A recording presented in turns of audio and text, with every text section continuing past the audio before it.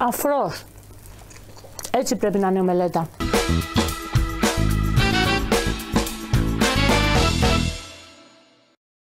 Ομελέτα. Πόσο απλή μπορεί να είναι μια ομελέτα, αλλά και πόσο σύνθετη μπορεί να είναι. Το πιο εύκολο φαγητό, με 2-3 αυγά, και αν θέλεις προσθέτεις και πράγματα μέσα, εγώ την τρώω σκέτη την ομελέτα μου. Απλά θα φτιάξουμε μια ομελέτα αφράτη, πραγματικά σύννεφο μέσα, έτσι όπως μου αρέσει εμένα να την τρώω και έτσι όπως πρέπει να ψήνεται σωστά η ομελέτα. Το ξέρετε ότι η ομελέτα πρέπει να ψηθεί μόνο από τη μία μεριά, για να κρατήσει μέσα φουσκωτό το αυγό και να γίνει αφράτη? Πάμε να ξεκινήσουμε. Θέλω 3 ολόφρεσκα αυγά. Μπορώ να βάλω στην ομελέτα μου ό,τι θέλω. Θέλετε μπέικον, θέλετε πιπεριές, ντομάτες, ζαμπόν, ό,τι σας αρέσει. Τυριά, τυρί στην ομελέτα, βάζουμε ό,τι μας αρέσει. Ένα ωραίο τυρί που λιώνει. Θέλετε να είναι μια γραβιέρα ωραία, ένα κασέρι, τσένταρ, ό,τι τυρί θέλετε. Τυρί για τόστο, ό,τι σας αρέσει βάλτε. Θέλουμε ένα αντικολλητικό τηγάνι. Είναι βασικό το τηγάνι σου για να γίνει ωραία η ομελέτα. Το τηγάνι σου να είναι αντικολλητικό. Χαμηλή φωτιά. Εμένα μου αρέσει να σπάω τα αυγά μου, εντάξει 3 αυγά είναι, με ένα πυρούνι, δυνατό χτύπημα, να ενώσει το ασπράδι με τον κρόκο. Αν δεν ενωθούν σωστά θα βλέπετε άσπρα μέσα στην ομελέτα σας και δεν είναι ωραίο. Εγώ θέλω να βγει κίτρινη και αφράτη φουσκωτή τέλεια. Πιπέρι, αλατάκι.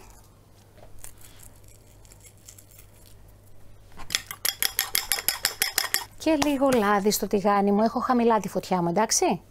Λίγο λάδι, δεν θέλω πολύ. Και μια σταγονίτσα βούτυρο. Έχετε φάει ομελέτες που λέτε πω τι γλύκισμα είναι αυτό. Έχουν μέσα μια σταγονίτσα βούτυρο. Όσο ένα φουντούκι. Να πάει παντού το λάδι μου, γύρω. Ωραία. Και μέσα.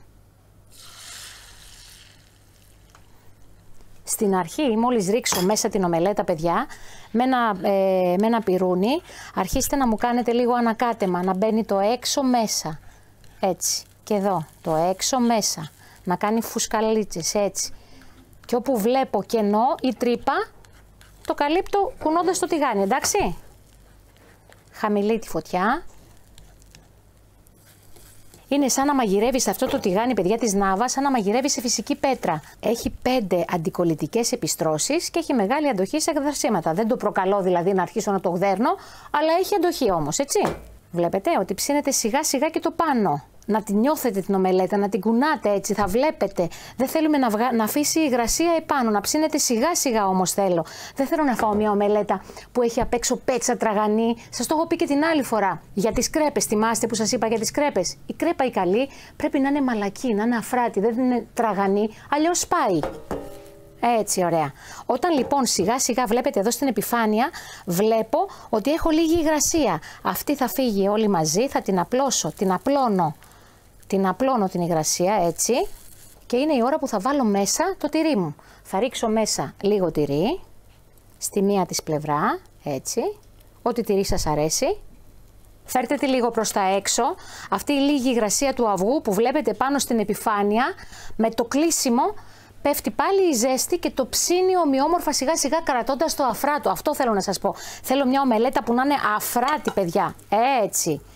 Έτσι, ωραία. Πάμε τώρα να πάρουμε ένα πιάτο, να τη βάλουμε, να σβήσω το μάτι. Ελάτε έτσι κάτω και κάντε τη μια ωραία τούμπα. Ρόδινη και φουσκωτή στη μέση τη βλέπετε. Αν θέλετε μπορείτε να βάλετε λίγο βούτυρο, σας είπα, για να πάρει έτσι πιο ωραία γεύση αν σας αρέσει. Λίγο σχοινόπρασο που του πάει πολύ. Γενικά το σχοινόπρασο πάει πάρα πολύ στο αυγό και θέλω να το σερβίρω δίπλα με ψητά ντοματίνια που μου αρέσουν πάρα πολύ και μπορώ πολύ γρήγορα να τα κάνω, είτε σε ένα τηγάνι είτε σε μια ωραία γκριλιέρα. Έχω μια φανταστική γκριλιέρα που μπορεί να κάνεις τα πάντα επάνω. Μπορείς να ψήσεις pancakes, να τηγανίσεις αυγό, να κάνεις ό,τι θέλεις, να κάνεις κρέπες, ό,τι σου αρέσει.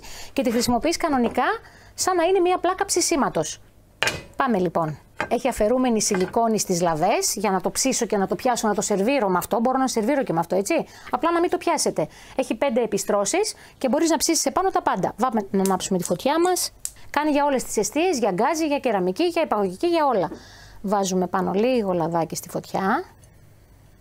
Θα ρίξω μέσα, μου αρέσει να παίρνουν τα ντοματίνια με το τσαμπί. Τα βουτάω στο νερό, τα βγάζω, στεγνώνουνε και ψήνοντας η ντομάτα βγάζει όλο το άρωμα, το τσαμπάκι που έχει πάνω, είναι συγκλονιστικό το άρωμά του. Να κρατάτε τσαμπιά και αφού τα πλένετε καλά να τα βάζετε και μέσα στις σάλτσες σας. Είναι πολύ πιο έντονη η γεύση της ντομάτας. Αφήνω λοιπόν να ψηθούν, λίγο αλατάκι επάνω. Αν θέλετε μπορείτε να βάλετε και ένα μυρωδικό, ό,τι σας αρέσει. Και με τον ίδιο τρόπο εννοείται μπορούμε να ψήσουμε ό,τι θέλουμε, έτσι. Κολοκυθάκια, πιπεριές, μελιτζάνες, ό,τι μας αρέσει. Και μια και σας είπα ότι βάζω ό,τι λαχανικά θέλω, ό,τι λαχανικό έχετε, το ρίχνετε πάνω.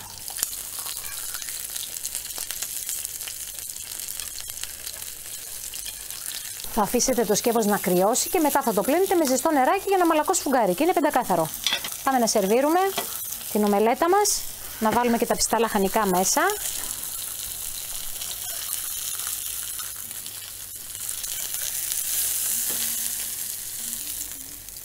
Το άρωμα που βγάζει η ντομάτα που είναι πάνω στο τσαμπί είναι το κάτι άλλο. Λοιπόν, η καλύτερη ώρα είναι η ώρα που κόβεις την ομελέτα στην καρδιά. Πάντα ξεκινάω από τη μέση. Από τη μέση της, έτσι.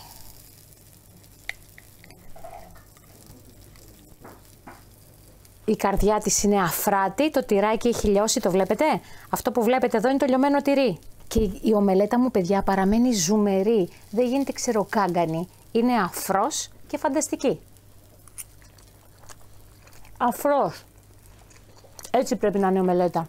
Ωραίο ρόδισμα απ' έξω και μέσα το αυγό μου να είναι συγκεντρωμένο και αφράτο. Όχι στεγνό. Να τη φτιάξετε.